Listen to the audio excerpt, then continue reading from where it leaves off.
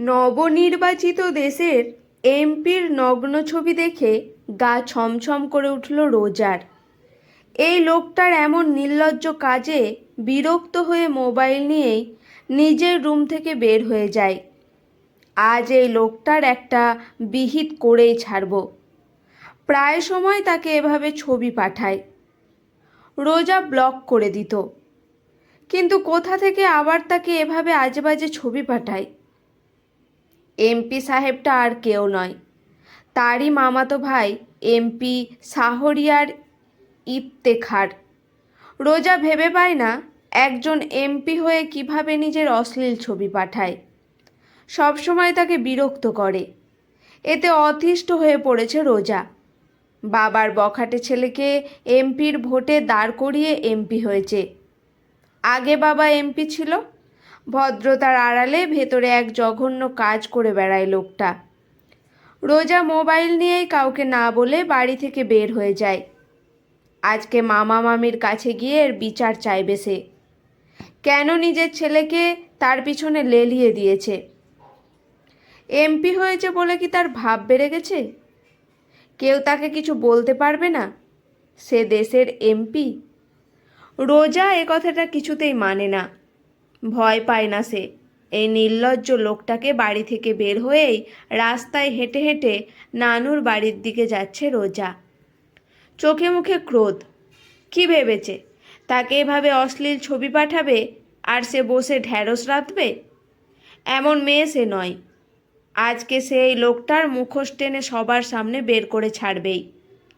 রোজার নানুর বাড়ি তাদের বাড়ি থেকে বেশি দূরে নয়। রোজা দ্রুত হাঁটছে। আশেপাশে অনেক বাড়ির গাড়ির হর্নের আওয়াজ। আবার তার গা ঘেঁষে চলে যাচ্ছে বড় বড় গাড়ি। বিকেল 4:10। রোজা সময়ের কোনো পরোয়া করে না।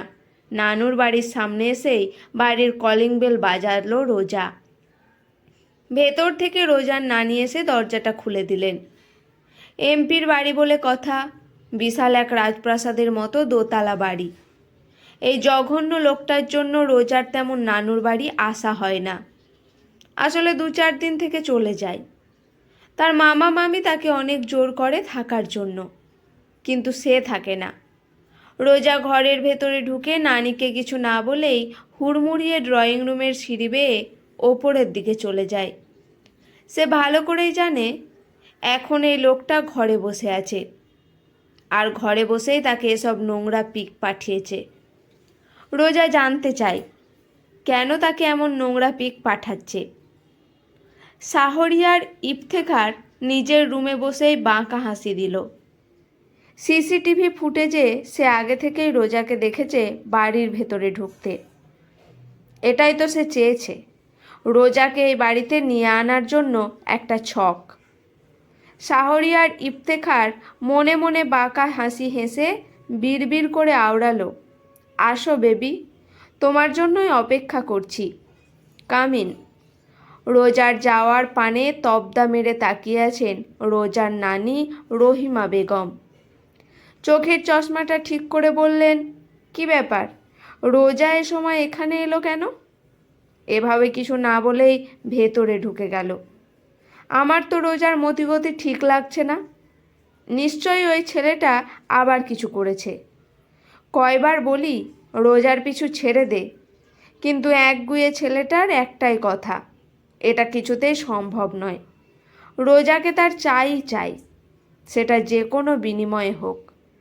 কিন্তু রোজা শাহরিয়ার ইফতেখারকে দু চোখে দেখতে পারে না। তার মনে হয় শাহরিয়ার ইফতেখার জঘন্য বাজে একটা লোক। সে এমপি হয়েছে এটা শুনে একটুও খুশি হয়নি সে। কিভাবে এই লোকটাকে সবাই ভোট দিল রোজা ভেবে পায় না।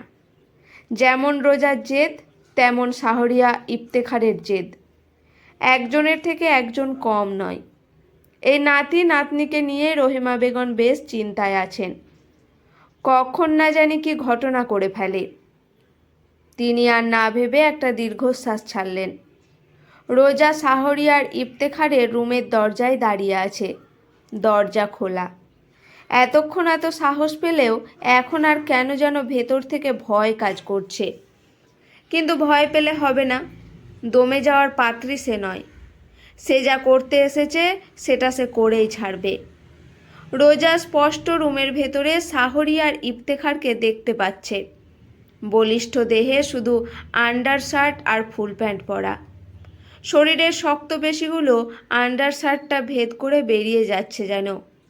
বুকের পাঁজরগুলো ওপরের দিকে দৃশ্যমান হয়ে আছে। দৃষ্টিটার টেবিলে রাখা সিসিটিভি ফুটেজের দিকে। রোজার দৃষ্টি সেদিকে নেই।